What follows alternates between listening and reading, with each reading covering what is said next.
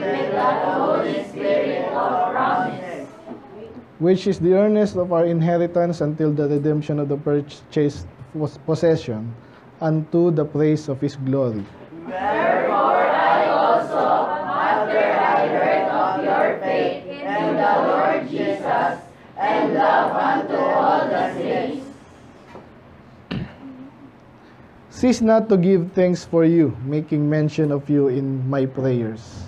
that the God of our Lord Jesus Christ, the Father of glory, may give unto you the spirit of wisdom and revelation in the knowledge of Him. Sabay-sabay. The eyes of our understanding being enlightened, that ye may know what is the hope of His calling, and what the riches of His glory of His inheritance to the saints. Let's pray, Lord. Salamat sa mga salita, Panginoon. Ngayong umaga, ngayon din naman ay patubayan niyo po kami. Medyo simpleng task, medyo simpleng message. But still, importante. So I pray na kayo po magpala. Paunawan niyo sa amin, Panginoon, mga definition ng mga salita dito, Lord. Para magamit namin ng tama. Nalalaman namin, Lord, in the world ay iba-ibang definition, mga Bible words. So I pray, intindihan namin ang importansya nito, Lord, at may practice namin, makita namin ang malaking pagkakaiba namin, Panginoon, sa the rest of the Christian circles, Panginoon. So, tinatawag nila yung sarili ng ganon. I pray, kaya po magpala. Kaya manulati, in Jesus' name we pray. Amen. Amen. Ako, yung ice cream na yan, ha? Sarap, ha? Gandang hapon po sa lahat.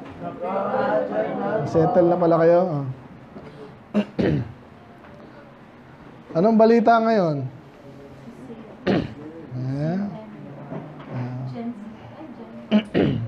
Teen known as God influencer to become the first millennial saint, Carlo Acutis. He was just 15 when he died of leukemia in Milan in 2006, and has 2 miracles attributed to him by the Roman pagan church. Okay? Miracle, ano kaya yung miracle? Hindi na interesado kasi nungalingan naman. Nakita yung mga propaganda nito mga to, gagaling magsinungaling. To his mom, he was a normal kid. But on Sunday, Carlo Acutis will become the first millennial saint, and at a solemn canonization mass held by Pope Leo ano ba to? 666, ano ba to? 16 in St. Peter's Square outside the Vatican. Yan ang balitang walang kwenta, no? Pero, kasi, balita pa rin eh. So, address lang natin na, alam ko, madaling i-address to, madali itong pag-usapan, tapos agad to ng ano eh. Pero para lang makita natin, ang mga bata dito, kung may kinig dyan, tayo napakinggan doon. Alam to, alam niyo yung Roman Catholic. Alas nag-iisa sila sa category, well, sila yung pinaka ano.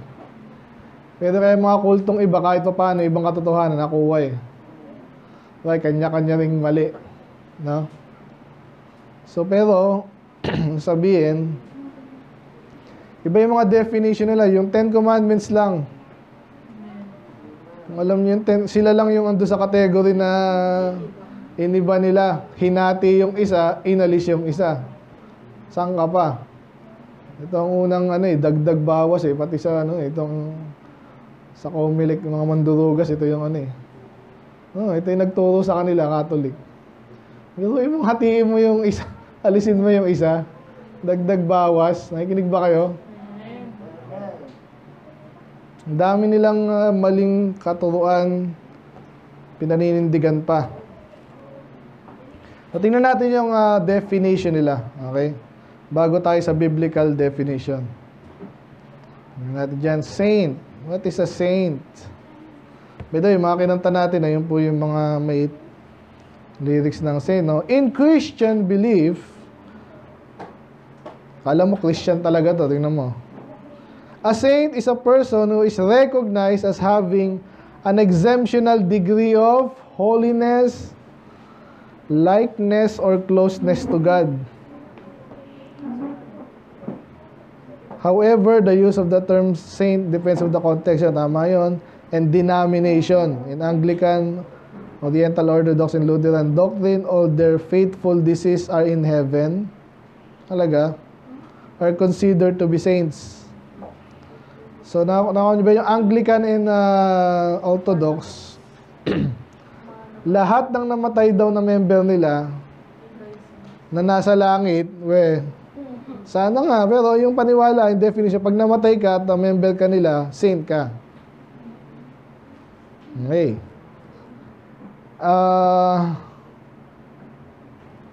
Saan ba ako? Dahil sa Catholic. Labo na mata ko. Saan na yung... Saan na yung Catholic? Yan.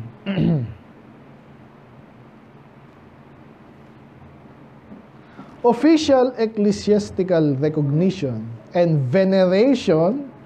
Alam mo, venerate? Madalas kayo, veneration, parang ginagalang. Ilang... Veneration.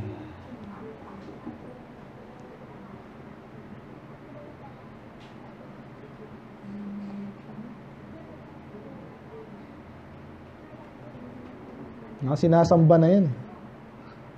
To regard with reverential respect. To honor with the ritual act of devotion. Puro, ritual. Ano yung ritual? Paulit-ulit. Sina ako kanina. Yan. Ulitin ko, and veneration is conferred on some denominational saints through the process of canonization. Alam niyo yung canon, di yung canyon, ha? Canon, single N. Ibig sabihin yan, madalas yung ginagamit yan. Kasi yung Bible, canon yan. Ibig sabihin yung standard. Yan, okay? Tingnan natin din. Canon. Yan, a regulation or dogma decreed by a church council. Provision, canon law. Authentic works. Yan. Authoritative. Ito yung talagang, ito yung, yan. Kaya yung Catholic, marami sila. Kasi sila naman nagsabi nun eh. Para sa kanila, more than 66 books ang Bible.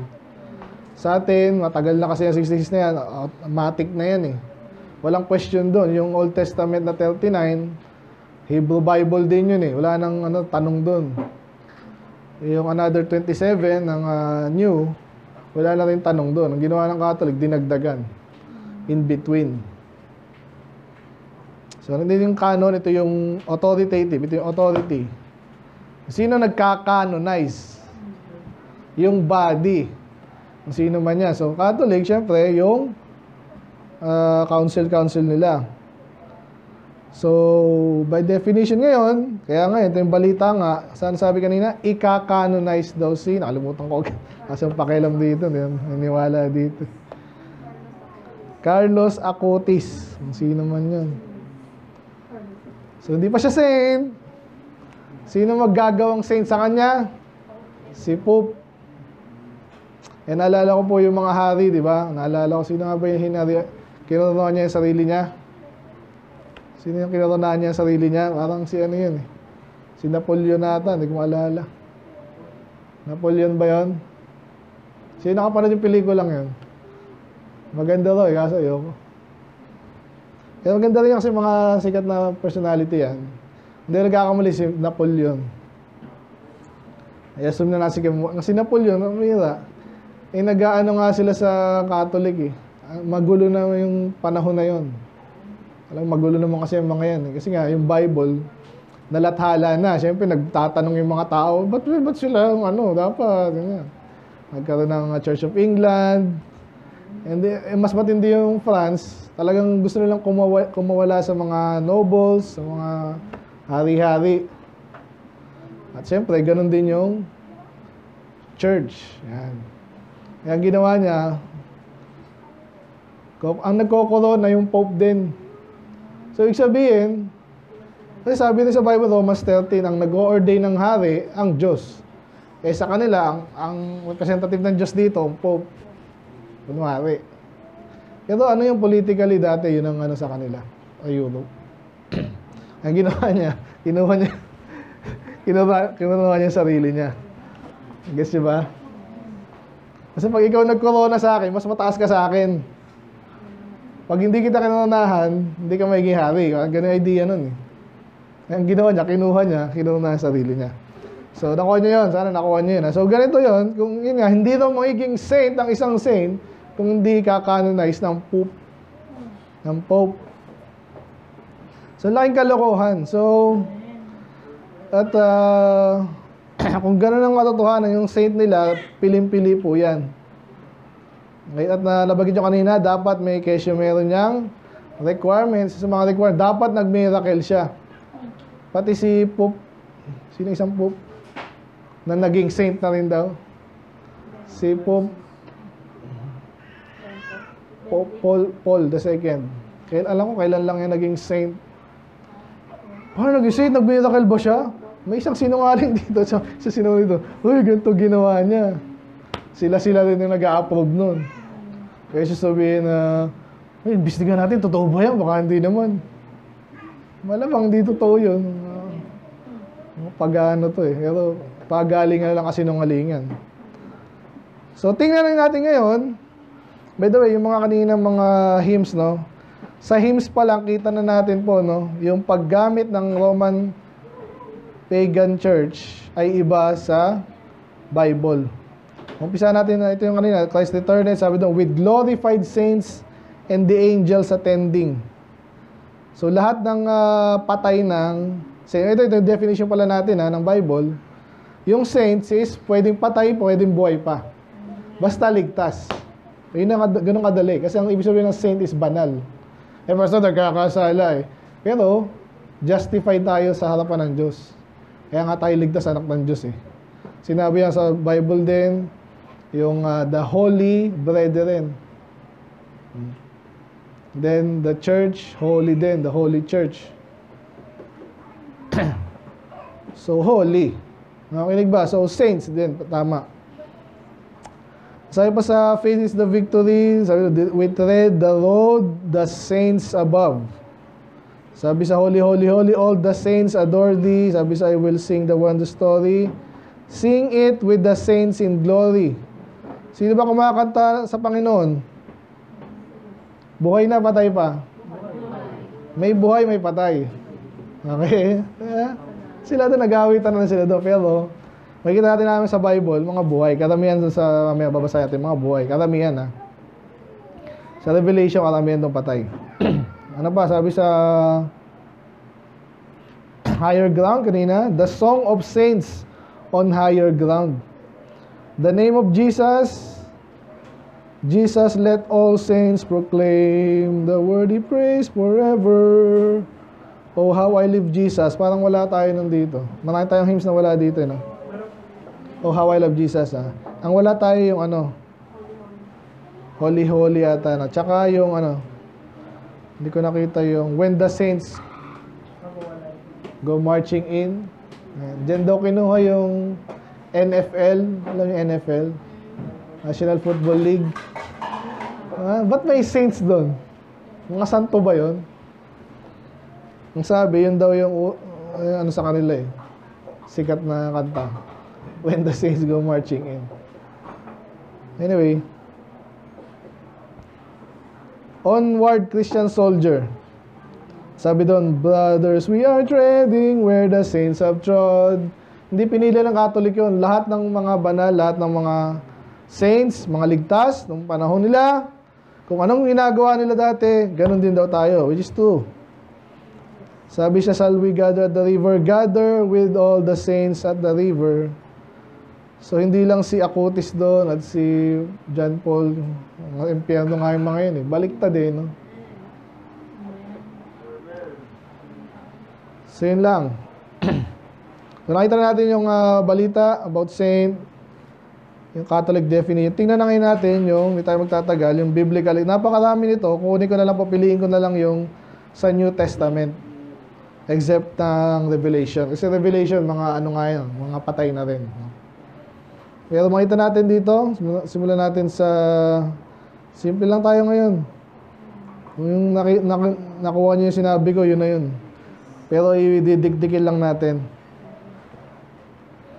Simula tayo sa, dito lang tayo sa mga epistle.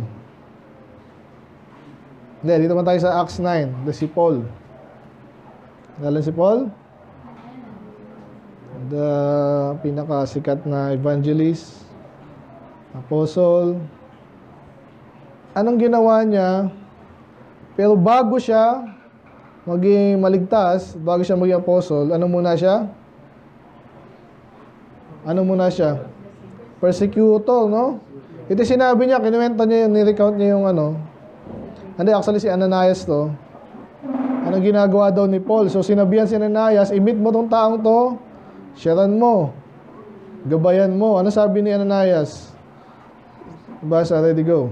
Ananias answered, Lord, I have heard by many of this man how much evil he hath done to thy saints at Jerusalem. Okay, by the way, ibang Ananias yan ha. Yung kanina, namatay na chapter 5. Okay. So, ito, ibang Ananias to. So, kilala niya, si Paul daw, I have heard this man how much evil he had done to thy saints at the heaven. Heaven bandi. Mga buhay pa to. Di ba, iba doon, pinatay ni, pinakulong. So, anong tawag doon sa mga Kristiyano? Saints. Malinaw yan. And then sa 32, and it came to pass as Peter passed throughout all the quarters, he came also to the saints which dwelt at Lydia. Naka-canonize na kaya ni Pope yun? Napang Pope yan eh. So, bakit niya pinuntahan yung mga saints? Pinutukoy lang dyan mga mananampalataya. Buhay pa yan kasi nakatira sa Lydia. And talo na po tayo sa basta sa Acts, gano'n, no? Eh, yung kanina kay Joshua, no? Yung Romans 1. Tingnan natin. Yung ginawa sa Romans 1. Sabi dyan, to all that be in Rome, beloved of God, sinusulatan niya yung mga ligtas sa church member do sa Rome, mahal kayo ng Diyos, called to be. So, may panahon na hindi sila saint. Nakita niyo yun? Pero sila hindi kinanonize, sila called. So, madalas po yung term na yung called ay tinawag para maligtas. Eh, dahil sila yung naligtas, ano na sila ngayon? Saints. Ito, pag ginano mo din, tinutukoy talaga dyan yung mga member.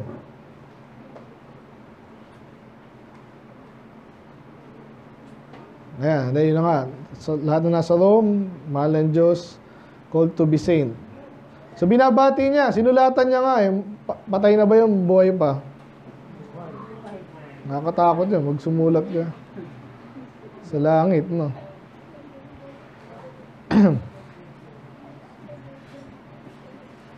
(8:27) naman.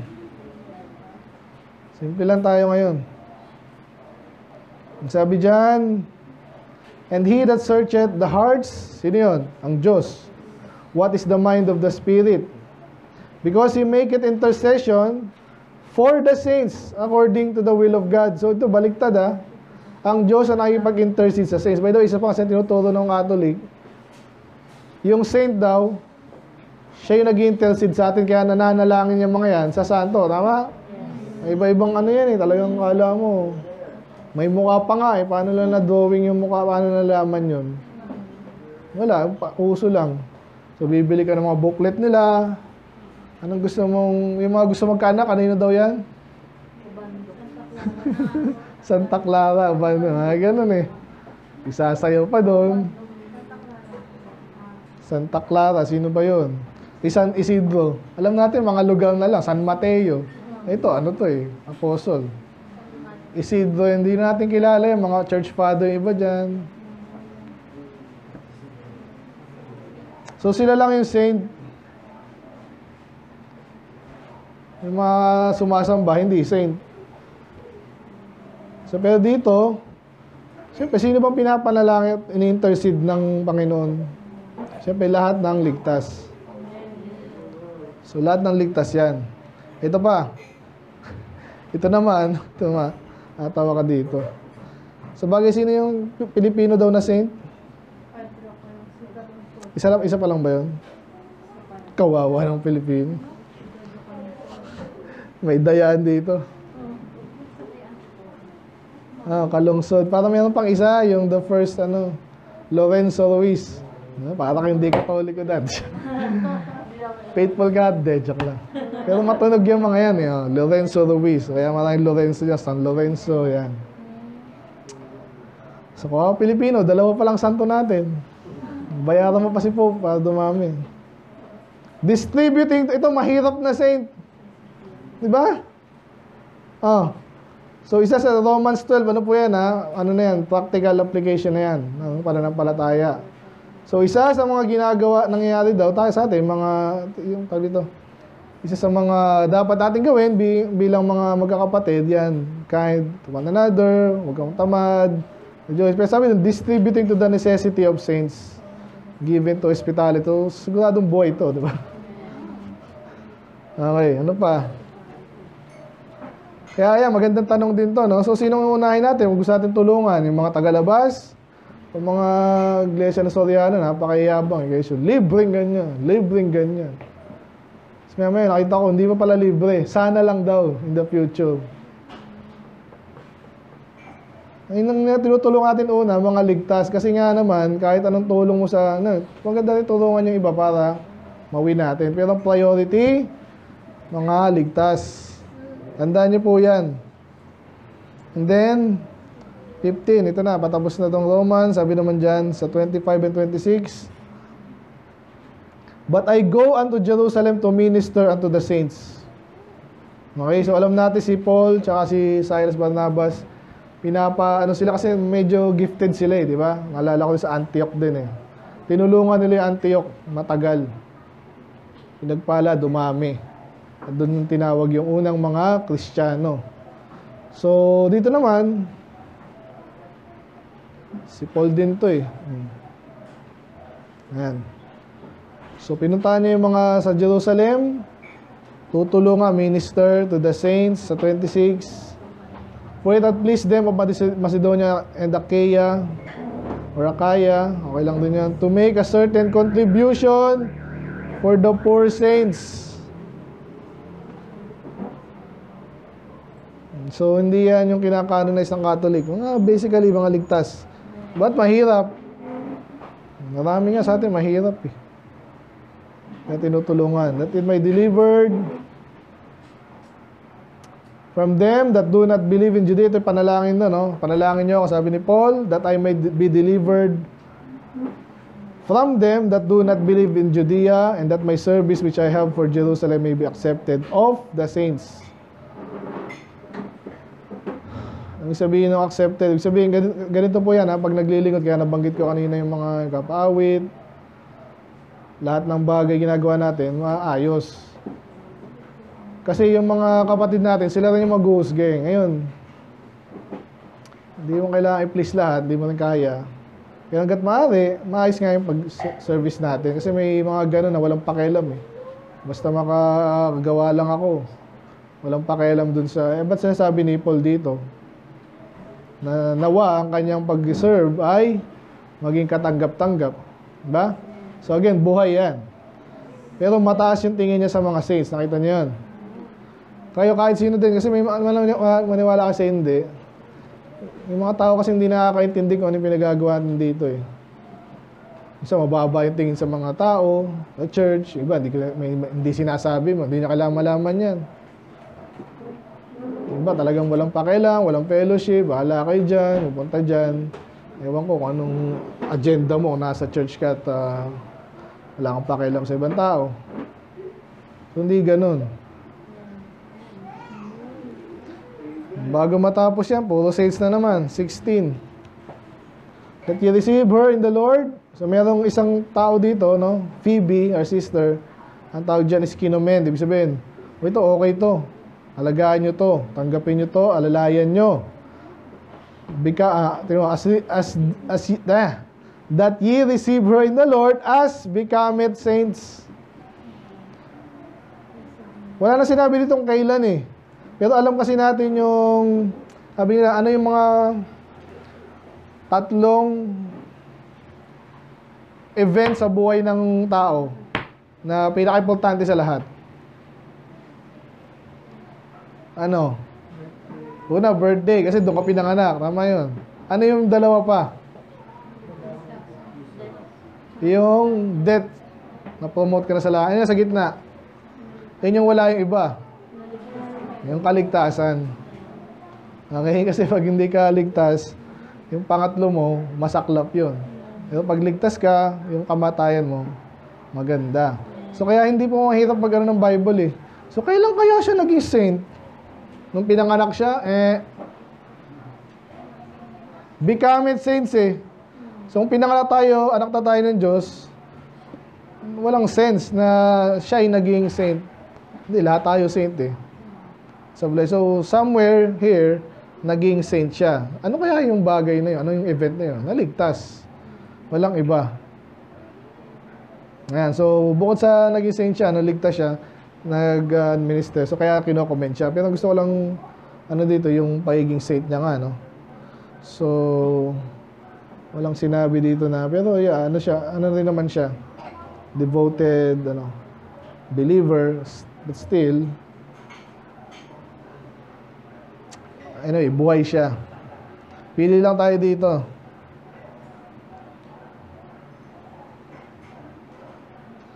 First Corinthians 1:2, ito, sa 6 maganda, pero daanan natin yung 1 Corinthians 1:2, ganun din, kasi greetings to eh.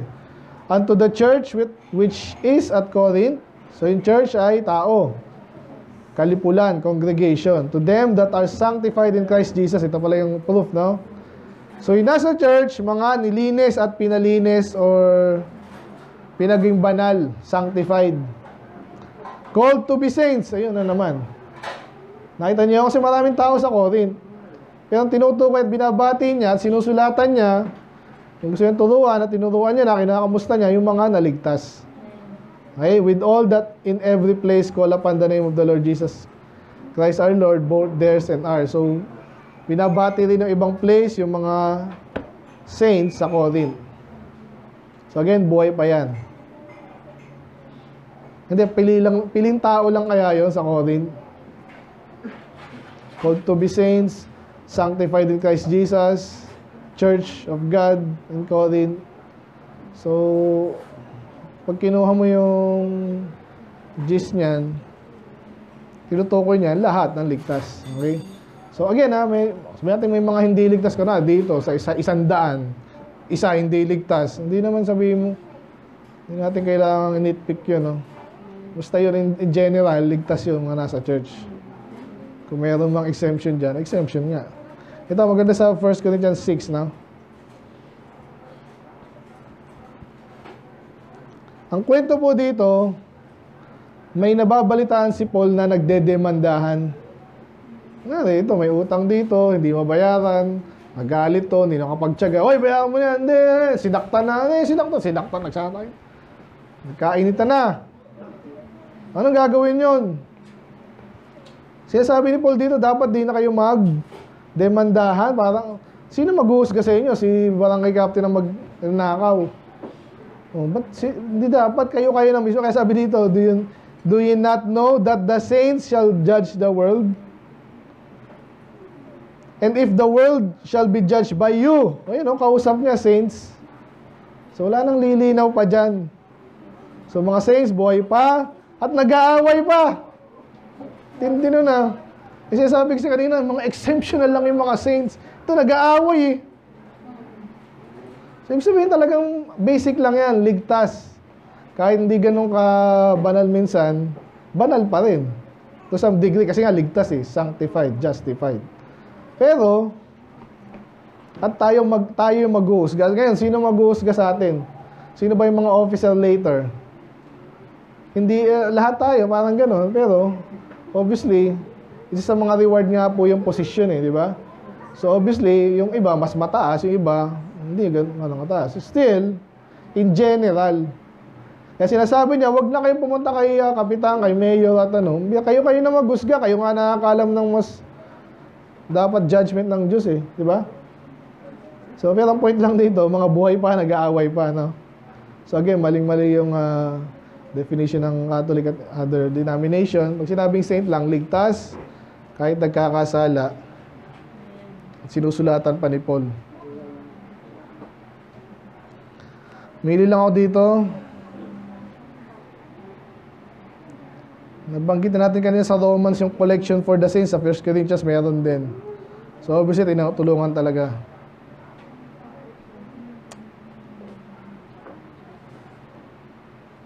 Ito, maganda. 1 Corinthians 16:15. Pakibasa.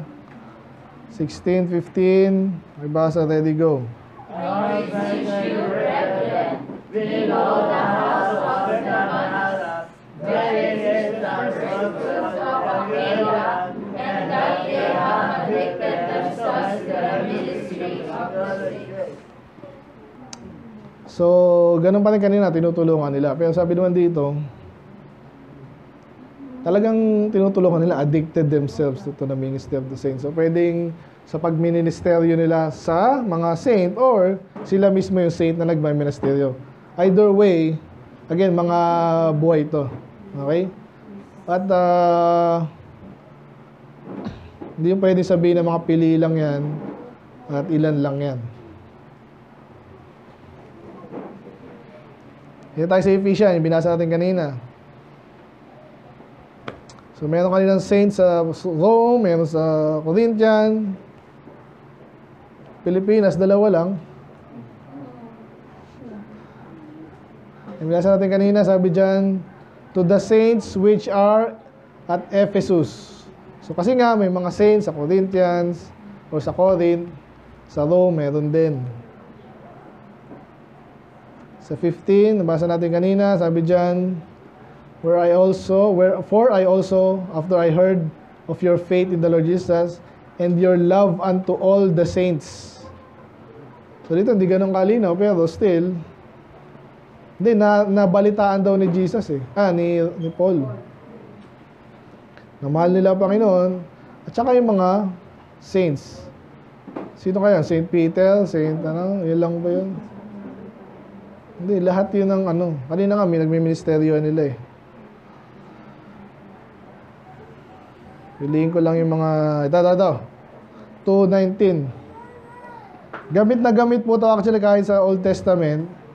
Pero mas malapit kasi sa atin yung New Testament. At yung mga pagkakagamit dito, hindi siya yung something na vague, hindi malabo. Kasi alam natin yung kwento sa mga churches ng Anyway, now therefore ye are no more strangers and foreigners. So, nung naligtas ka, 19 yan, So, first dito, naligtas sa 8 and 9, 10. So, nakasama na kayo ng mga Hudyo. Kayo na yung mga Hudyo, basically. Kayo mga ligtas. Kaya, hindi na kayo strangers and foreigners, but fellow citizens with the saints and of the household of God. So, magkakasama na. Pareho na tayo. Para tayong, hindi na tayo illegal immigrant. Yun yung issue ngayon sa Amerika, Kasi dami naman talagang pumapasok doon na illegal. At ganun din actually sa Christianity. Kaya itong mga kulto, alam mo agad na hindi sila tama. Katulad sa bagay na ito. Ito, talagang magkakapareho. Fellow citizens. Tayo ay saint. May nadagdag na saint. Ito yung house of the God. Anong turo nila? Naka-canonize ka pa ni Paul. Ni Pope. Ikaw, saint ka ba? Naka-canonize ka na ba? Hindi ni Pope, Kasi hindi naman siya kailangan Sino magkaka-canonize pa sa'yo? Nagligtas ka na. So, ang ginagawa kasi na masyadong tinataas, hindi naman kailangan. Ganyan po yung mga kulto, parang lalo nilang pinapahirap ba. Siguro yung iba, parang parang competition. Or parang parang starstruck. Ano ba uso ngayon? Kasi ganun, exciting yun, ganun. Nakapasok sana ako sa top ganyan. Academics, okay yan. May honor naman talaga. Ang problema, yung mga Tsaka, okay naman kung may ganun talaga, kaso hindi naman. Biruin mo, kailangan may 2 miracle ka. At sino nagsusulong nitong mga to? Yun sa palagay nyo, mga kamag-anak ng mga yan. At kung may invested interest sila, ganyan naman po yan kahit mga politiko eh. Alala ko na yung Montalban, gusto pang palitan ng Rodriguez. Sino kayo mga kamag-anak nito? Lakas nito. Panahon pa ng Espanyol, yung Talba na yan. So, ganyan din yung mga to. So, may kailangan, may sinungaling na, nag-miracle daw sila, hinawa ko yun, nakakita, ganyan. Nakalakad or something. Ito hindi. Nagligtas ka, household of God ka, so ligtas ka, anak ng Diyos. Hindi ba household, pamilya? Pamilya ka, fellow citizens ka na rin, hindi ka na foreigner, therefore, ikaw ay saint. Hindi mahirap intindihin ito eh.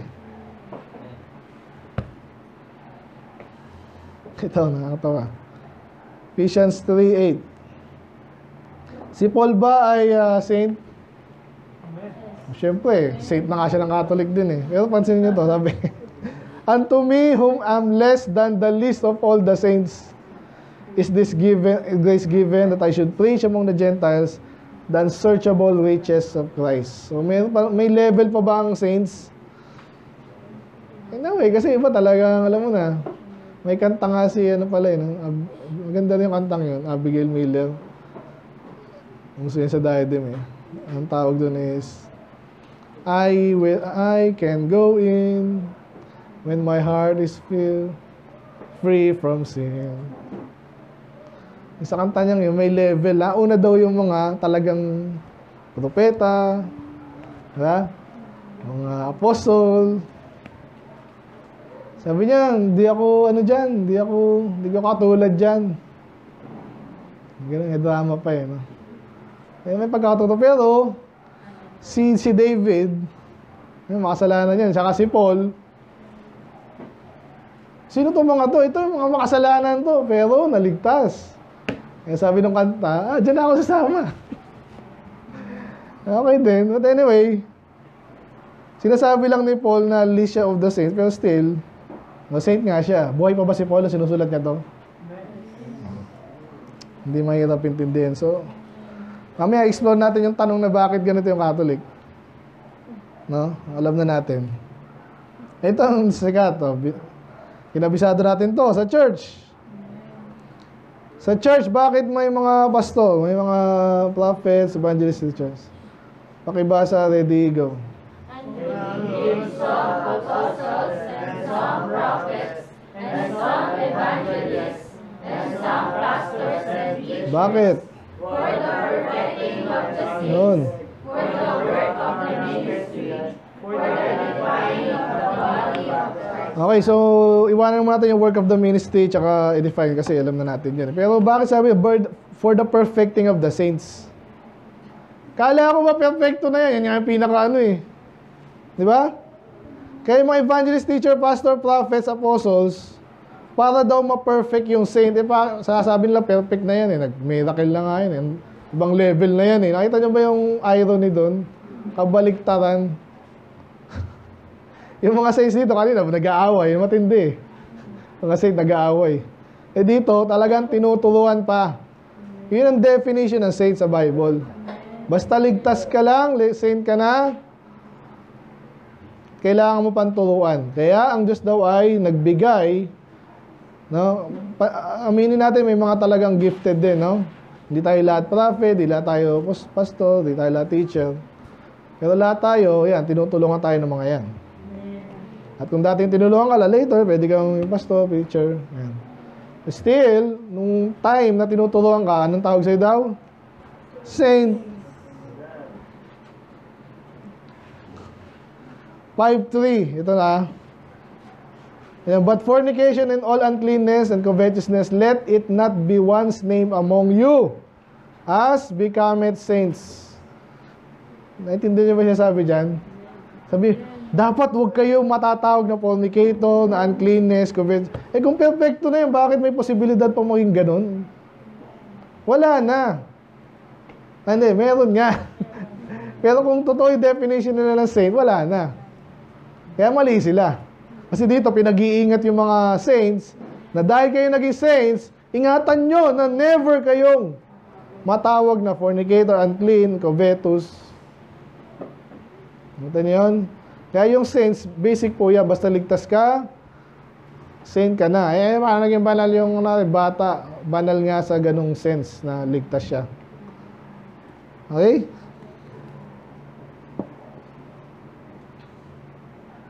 Pili na lang ako dito, napakarami. Ito naman sa Philippi, ganun din, saints in Christ Jesus, which are Philippi, of course.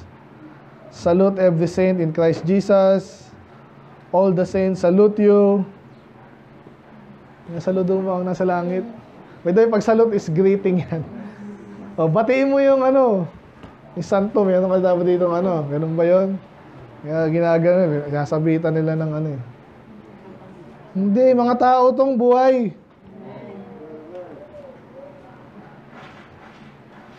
Sa Colossians, ganun din, the saints and faithful brethren in Christ Jesus, which are at Colossae.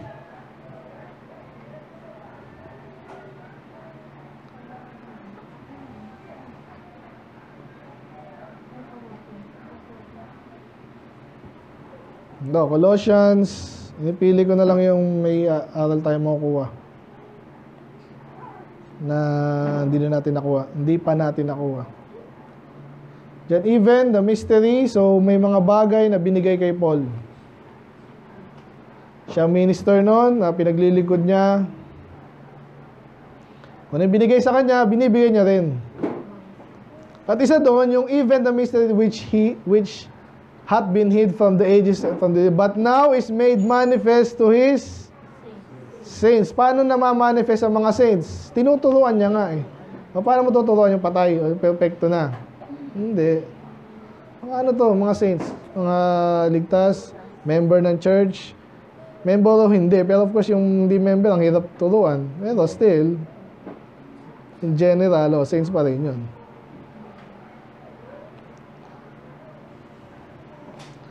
1 Thessalonians, of course, rapture to, hindi na to. Timothy. Ito, maganda. 1 Timothy 5.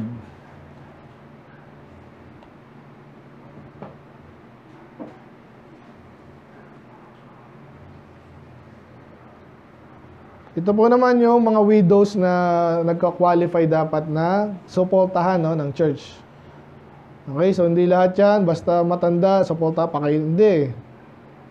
So sabi nga dyan, yung mga may kamag-anak pa naman, may mga kamag-anak magpakain sa kanya. Pero kung yan, yung widow na yan, ay talagang, matanda na talaga, okay? 3 scores, so 60. Dapat siya ay wife ng isang lalaki lang, well reported for good works, if she have brought up children, if you have loved strangers, if you have washed the saints' feet.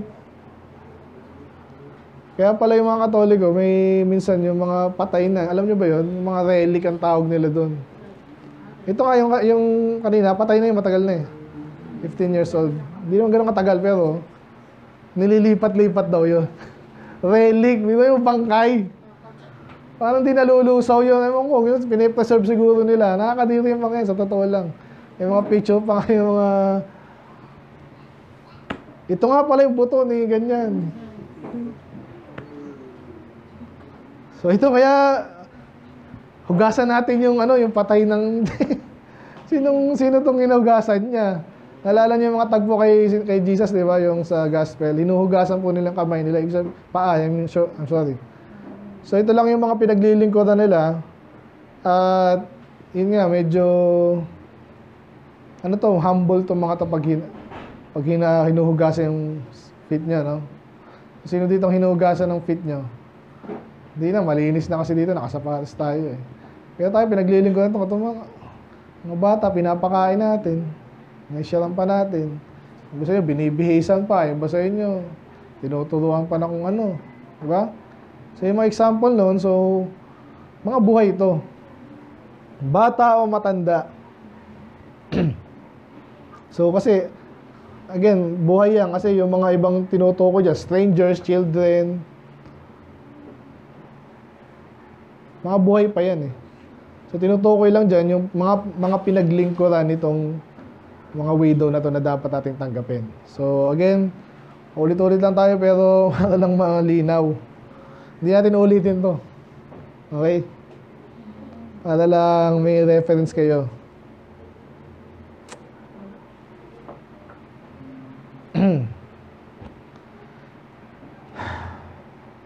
Ano pa bang points natin natin daanan?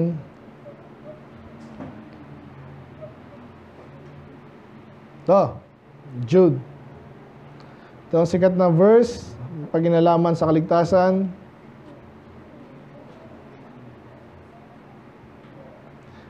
Beloved, when I give all diligence to write unto you of the common salvation, I was needful for me to write unto you and exhort you that you should earnestly contend for the faith. So paglaban daw natin yung pananampalataya, bakit? Ano ba yung pananampalataya tinutukoy dito? Ito daw yung pananampalataya na isang beses lang binigay sa mga saints. Ano kaya yung bagay na yun? Kasi yung mga tinutukoy dito, paulit-ulit yung iba naman ay yan, linggo-linggo. Pero ano yung isang beses lang talagang na-deliver sa inyo? Salvation, no? So kasi yun yung mag-define sa faith. At sabi diyan, paglaban nyo yan. Pero kaya ginagamit natin ito kasi ang linaw dito, isang beses lang binigay sa atin yan. Tumanggap ka, hindi mo na kailangan tumanggap ulit. Ano mo tatanggapin mo? Anak ka na nga ng Diyos eh. Doon iba na medyo nahilito kasi nga sa mga kasinungalingan. Pero napakalinaw dito, naging saint siya, nung tinanggap niya yung pananampalataya, at nung ligtas na siya, saint na siya. At isang beses lang yun. Okay? Kaya again, hindi yan something na kailangan, anong level mo ba para kang maging saint? Walang tinutukoy na ganun. No? Wala. Ayun na. Actually, last na yun. Sa Revelation kasi puro yung karamihan doon patay na talaga. Kasi, again, ang definition natin ng saint, mga ligtas, patay o buhay. So, in contrast sa Catholic at ibang denomination na ini-elevate pa nila. Ganyan, puro yung ganyan mga yan eh. Buti nga, ini-elevate nila para galangin eh. Kaso, ano nangyayari sa iba? Pag tinaas mo yung iba, ano mangyayari sa iba na hindi mo tinaas? Sige nga. Ano mangyayari? Mga baliwala, di ba? Ganyan po yung mga style eh. Ngayon, yung itong kausap ko kailan lang, member ni Pastor Ray yun eh. Baka Israel. Ang banat ba naman? Anti-Israel ka ata. Ba't ko pinag-uusapan yung anti o hindi? Ang tanong muna, sino ba Israel ngayon? Ang tanong ko sa kanya, hindi na sumagot. Pag tinaas mo yung bansa, yung ibang tao, parang tawag dito, na ibababa, di ba? Tataas mo sila yung nasa ganung level, tayo hindi. Para tayong ninanakawan, yun yung term ng isang pastor eh. Ninanakawan ka ng dapat sa'yo. Dahil lang kesyo anak sila na ganyan, di naman nila mapatunayan. Eh karamihan nga doon, mapuputi eh. Yun yung argument naman na iba. Puting-puti ka, paano ka naging Hudyo, yung mga Hudyo ng panahon na yun? Katabi nila Egypt, di ba? Ganun po yun, mga ganito ang kulay ng pero matatangos yung mga yan. Again, wala tayong pakialam kasi doon eh. So yun, ano tayo napunta doon? Ngayon, so hindi mo tataas dapat yung hindi mo dapat taas. Para yung hindi mo dapat ibaba, hindi mo ibaba. So we're all saints, pantay-pantay tayo doon sa bagay na yun kasi nga pantay tayong ligtas eh. So kung magkakataluman tayo, isa kasi masipag, matapat, ganyan. ibang bagay, wag mong idama yung mga term na katulad ng saint. Okay? Kasi pag nabasa sa Bible, tapos iba yung definition mo, malilito ngayon yung mga mahina. Okay? So yun, so wag nating hayaan na nakawin sa atin yung title na yan. Amen? Ngayon, ito yung pinaka ko eh. Wag naman tayong magtawagan dito na Saint DM, Saint Edgy. Okay na nga yun, okay na yun. Pero saint kayo. Saint tayo, may pagligtas ka. Hindi yun pang-asal or something. Pang-uto. Hindi naman tayo nag-uutuan. Yan yung totoo eh. We're saints. So, lang natin, pinag-aralan lang natin kung saan dapat natin ilagay yung mga bagay-bagay. Okay? Tapos, may tanong ba? Saint Sandra? Ganun na yung tawagan natin. Sige. Mga saints, tayo mag-pray. Lord, maraming salamat po Lord sa simpleng topic ngayon. Very basic, Panginoon. But nawa ito'y maging daan para sa aming assurance, Panginoon, na hindi kami nanakawan ng mga call to Lord, ang title na hindi naman dapat. I pray na, salamat po Lord, tinuring yung banal. Dahil nga po kami po'y makasalanan, pero kayo po'y namatay para sa amin. Ang sinabi din kanina sa Romans 4, Panginoon, nga po pag kami palataya, if we believe on Him that raised up Jesus from the dead, doon po kami naligtas, doon kami naging righteous. Yung righteousness is inimpute sa amin. Therefore, considered kami banal, saint. Panginoon, salamat po dito, Lord. Nawa, hindi namin baliwalain or pawalang bahala, Panginoon. Nakita namin dito, even sa Corinthians, Panginoon, nag-aaway pa nga. Pero saint pa rin. Pero nakakahiya po sa inyo, Panginoon. Nakakahiya sa ibang tao. So I pray, kami po'y tulungan niyo rin po, Lord, sa ganitong bagay. Maging karapat-dapat kami Lord sa aming calling. Kami po'y anak niyo. Patabayan niyo pang bawat isa, Panginoon. Pahalagaan din namin itong bagay na ito, Lord. Salamat dito. Kayo po malalati, Panginoon. Kayo po mag-ingat sa bawat isa, Panginoon. Wala another week, may sakit, Panginoon. Ibangon niyo po, Lord, sila. Ingatan niyo po at pagalingin. Mag-ingat kayo po, mag-ingat sa bawat isa. Kayo malalati. In Jesus' name we pray. Amen.